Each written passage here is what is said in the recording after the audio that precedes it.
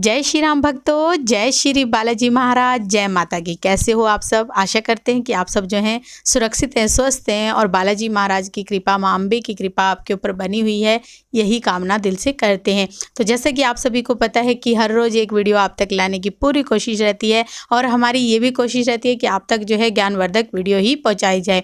तो आज हम जानेंगे कि जैसे कि जो लोग पितरों को नहीं याद करते हैं, क्यों याद करना चाहिए, कैसे याद करना चाहिए, बहुत सारे लोगों के मन में ये सवाल होता है। तो आज जो है आपको इन सारे सवालों के जवाब मिलने वाले हैं। अंत तक बने रहें। अगर वीडियो अच्छी लगती है तो लाइक करें, शेयर करें, कमेंट करें और अगर आप हमारे चैनल पे पहली बार देख रहे हैं तो चैनल को जरूर सब्सक्राइब करें। साथ में बेल आइकन है उसको प्रेस करें ताकि आने वाली हर एक वीडियो की नोटिफिकेशन सबसे पहले आप तक पहुंच जाए और इंस्टाग्राम पे भी जरूर फॉलो करें। चलिए शुरू करते हैं आज की वीडियो। जय श्री राम जी। जय श्री राम, जय श्री बालाजी महाराज। शिवरात्रि की मंगल कामना आपके परिवार के ऊपर, आपका परिवार खुश में हो और भगवान शंकर की और माँ गौरी की असीम कृपा आपके परिवार पर ऐसे ही बरसती रहे। और कहने की बात यह है कि इन्होंने और श्री बालाजी महाराज की भी असीम कृपा आपके परिवार पर रहे। आपके लिए मंगल कामना तो हम हर बार ही करते हैं, पर आज महादेव से शुरुआत करके की है और माँ गौरी की कृपा भी बनी रहे। तो इन्होंने जो पूछा, पितरों को अगर कोई व्यक्ति याद नहीं करता तो पितर भी उन्हें याद नहीं करते। क्यों? ऐसा क्यों? अब मैंने वैसे तो बहुत सारी वीडियो बता रखी है भैया, क्यों ऐसा मैंने वीडियो में बहुत सारा बता रखा है।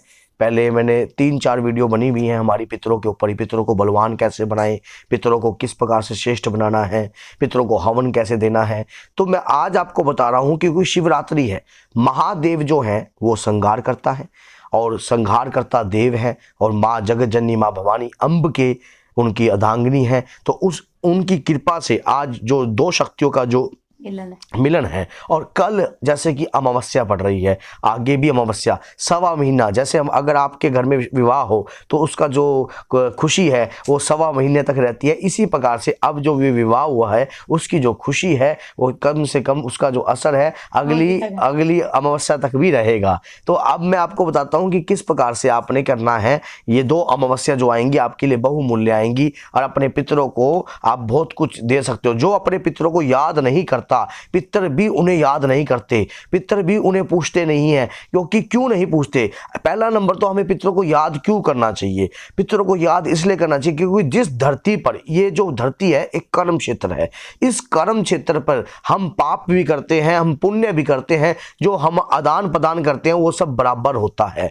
लेकिन हमारे पितरों का किया हुआ भी पुण्य और उनका किया हुआ भी कर्म भी तो हमारे साथ चलता है। मान लीजिए आपके खानदान में अगर कोई देवी देवताओं की कंटिन्यू पूजा करता होगा कोई भी आपके घर के अंदर, तो वो किसका असर है? अगर उसने जो तप दिया, उस तप का जो फल है, उसकी पीढ़ी तो खा रही है, उसकी पीढ़ी तो पा रही है। अगर हमने ऐसा किया ही नहीं, अपने पितरों को याद ही नहीं किया, जिसने हमारे लिए मान लो कोई लेडीज है और माँ दुर्गा की भक्त है और माँ दुर्गा की भक्त होने के नाते उन्होंने अपने जीवन को मात्र 7 साल की उम्र से पूजा याचना करनी स्टार्ट कर दी और जब वो 65-70 साल की हुई उन्होंने शरीर को छोड़ दिया और कंटिन्यू पूजा करते करते ही शरीर को छोड़ा।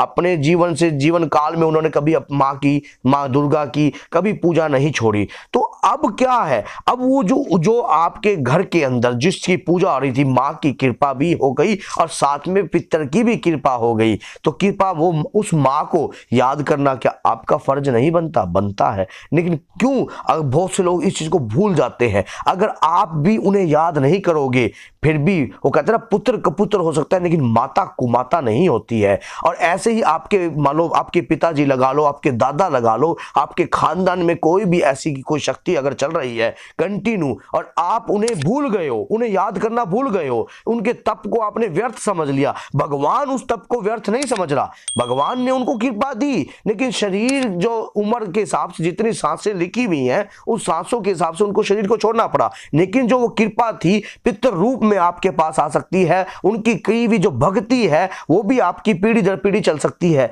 किस प्रकार से चल सकती है? जब आपको पता है कि राजा दशरथ थे, जो उनके 60,000 पुत्र थे, कपिल मुनि ने श्राप दे दिया। भगवान राम के कुल की कहानी सुना रहा हूं आपको। भगवान कपिल मुनि के द्वारा श्राप दिया गया कि तुम अभी भस्म हो जाओ, और वो ढेरी के रूप में परिवर्तित हो गए। तो उसी समय जब आपने देखा कि उसके बाद राजा दिलीप आए, इतिहास के पन्नों में कैसे उन्होंने अपना नारी जो नाम है वो दर्ज करवाया।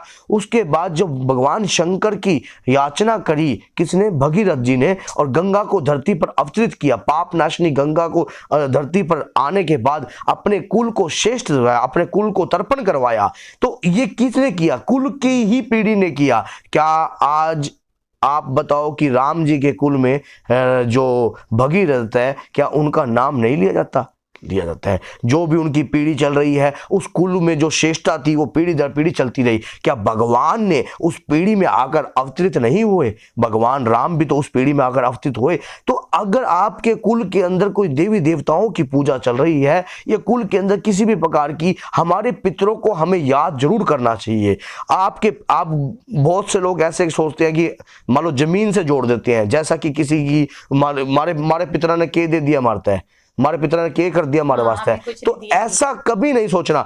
एक माँ अपने बच्चे के लिए जो करती है उसको कभी कोई उसका परिभाषित नहीं कर सकता, किसी किताब में पूर्ण रूप से लिखा नहीं जा सकता, कभी भी उसकी कल्पना नहीं कर सकता। क्यों? क्योंकि माँ अपना बलिदान देती है और अपने शरीर में से एक आत्मा को जन्म देती है। अब एक पिता जो कि एक्सटर्नल वॉइस है, अब एक पिता क्या चाहता है अपने बच्चे के लिए? यही चाहता है कि मेरे बच्चे का कल्याण हो। एक पिता ही ऐसा है जो चाहता है कि मेरे से ऊपर मेरा बच्चा जाए, सवरे। तो ये बलिदान जो है ये अपने ही दे सकते हैं। अब हमारा फर्ज बनता है इस कर्म क्षेत्र के ऊपर हमें, अगर मान लीजिए आज हम करोड़पति बन जाते हैं, अरबपति बन जाते हैं, अगर आपके माता पिता आपको जन्म ना देते, आपके दादा आपके पिता को जन्म ना देते, तो शायद ही आप इस धरती पर आज करोड़पति होते। कहीं ना कहीं हमारे पितरों की जो कृपा है हमारे साथ चलती है, उनका जो आशीष है, उनका जो आशीर्वाद है।